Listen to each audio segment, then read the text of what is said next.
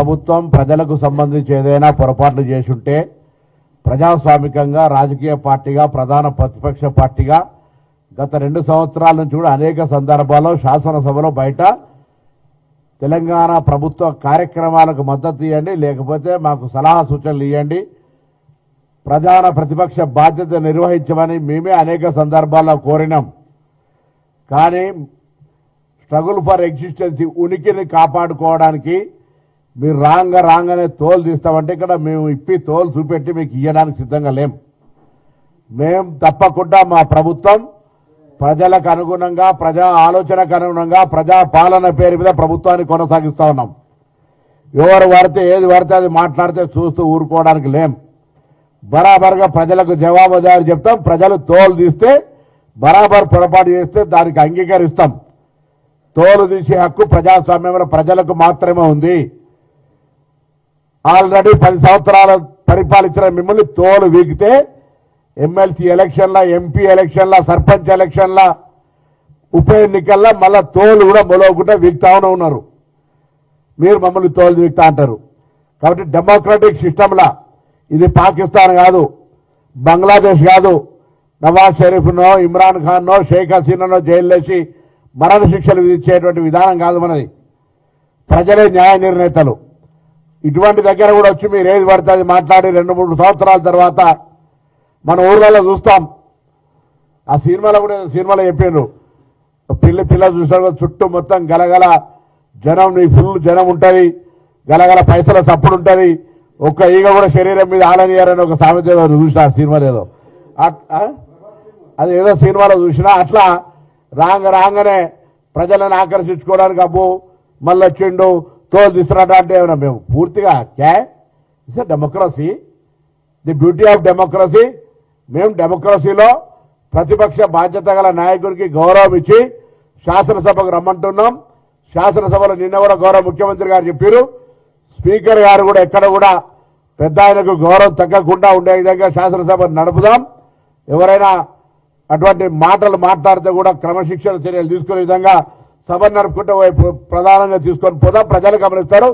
తెలంగాణ యావత్తు చూడాల్సిందే తప్ప ఎవరితో ఎవరు వికరణ చూస్తారని చెప్తుంటే మీరు ఇట్లా మాట్లాడితే పద్ధతి కాదు. తప్పకుండా మాకు బాధ్యత ఉన్నది. రాజకీయ పార్టీగా, కాంగ్రెస్ పార్టీ నాయకుడిగా ఎప్పటికప్పుడు సమీక్షించుకుంటూ కార్యక్రమాలకు సంబంధించి ఆర్థిక సంక్షేమం ఉన్న ఆర్థికపరమైన ఇబ్బందులు మంత్రులంగా మేము కూడా క్షేత్రస్థాయిలో ఇబ్బందులు పడుతున్నా ఉన్నటువంటి పరిస్థితిని అర్థం చేసుకొని ప్రజలకు అవసరమైన కార్యక్రమాలను తీసుకొని ముందుకు పోయే ప్రయత్నం చేస్తూ ఉన్నాం.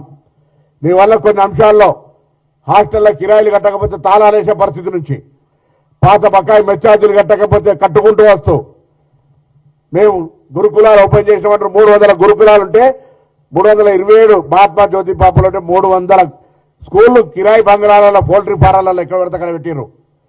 వాటిని సొంత భవనాలు కట్టడానికి, వసతులు కల్పించడానికి ఇబ్బంది కలిగేటువంటి పరిస్థితి. ఈ విధంగా ప్రభుత్వాన్ని సరి చేసుకుంటూ ముందుకు పోతున్న సందర్భంలో మీరు కట్టిన కాళేశ్వరం ఏమైందో తెలుసు, మీరు కుర్చీ చేసుకుని కడతాన గౌరవం ఎక్కడుందో తెలుసు ఇప్పటికీ. కాబట్టి చర్చ ఏదైనా ప్రజలందరూ చూడాలి. మీరు మేము మీడియాల ముందు మాట్లాడుకుంటూ కాదు, ప్రజాప్రతినిధిగా మనందరినీ కూడా గౌరవ శాసనసభకు పంపిండ్రు. శాసనసభకు నిన్న ముఖ్యమంత్రి గారు చెప్పినట్టుగా శాసనసభ ఏర్పాటు చేస్తామని చెప్తా ఉన్నాం. శాసనసభకు హాజరై మరి ప్రజా సమస్యలు ఏ అంశమైనా సరే, మా తోలు తీసే అంశాలు ఏమున్నా ఆ సభలో ఉంచే ప్రయత్నం చేయండి తప్ప ప్రెస్ కాన్ఫరెన్స్లలో తోలు తీస్తారని చెప్తే ఇక్కడ ఎవరు కూడా క్రియాశీలకంగా విద్యార్థి సంఘ రాజకీయాల నుంచి ఇచ్చిన మేము అటుగానే తోలు వీగుతారంటే చూసి అప్పచెప్పి ఇక మీకు తోలని మేము ఇచ్చే పరిస్థితులు ఏం లేం. కాబట్టి దయచేసి గౌరవ ప్రతిపక్ష నాయకుడిగా, పెద్ద ఆయనగా, తెలంగాణ ఉద్యమకారుడిగా మాకు గౌరవం ఉంది.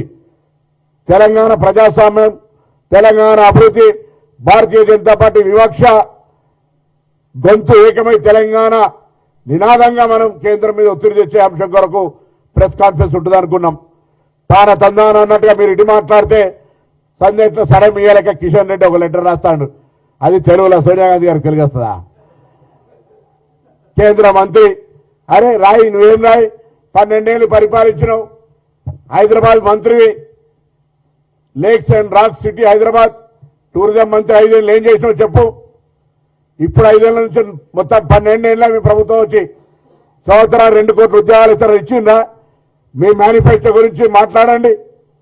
అసలు ప్రధానమంత్రి గారు ఇటువంటి వాళ్ళని మంత్రి పెట్టుకొని తెలంగాణ మొన్ననే మీ అందరి చిట్లు పడ్డాయని పేపర్లలో వచ్చింది.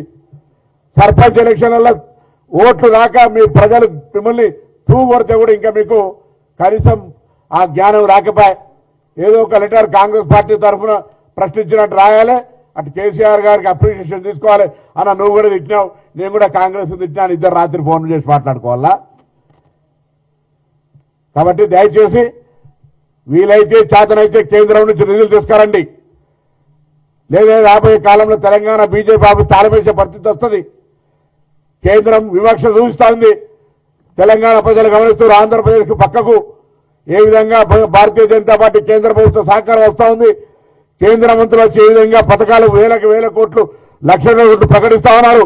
ఇక్కడ మేము కట్టిన పన్నులు కూడా సరి శాతంలో మా తెలంగాణ అభివృద్ధికి వస్తలేవు అనే విషయాన్ని తెలంగాణ ప్రజలు గమనిస్తున్నారు. ఒకరోజు జవాబు చెప్పాల్సి వస్తుంది. జాగ్రత్త. అటు భారతీయ జనతా పార్టీ ఇటు ప్రతిపక్ష పార్టీ మౌనంగా ఉండి తెలంగాణ ప్రజలకు అన్యాయం చేస్తే చూస్తూ ఊరుకోరు. మేం అధికారంలో ఉన్నాం. ప్రజలిచ్చిన అధికారం ఇది. ప్రజలిచ్చిన అధికారంలో పొరపాట్లు చేస్తే దాన్ని ప్రజా ప్రతిపక్షంగా చూపెట్టే ప్రయత్నం చేయండి. ప్రజలకు తప్పకుండా మేము జవాబు చెప్తాం. ప్రజలకు కోరుతా ఉన్నాం. గత 10 ఏళ్లుగా అనేక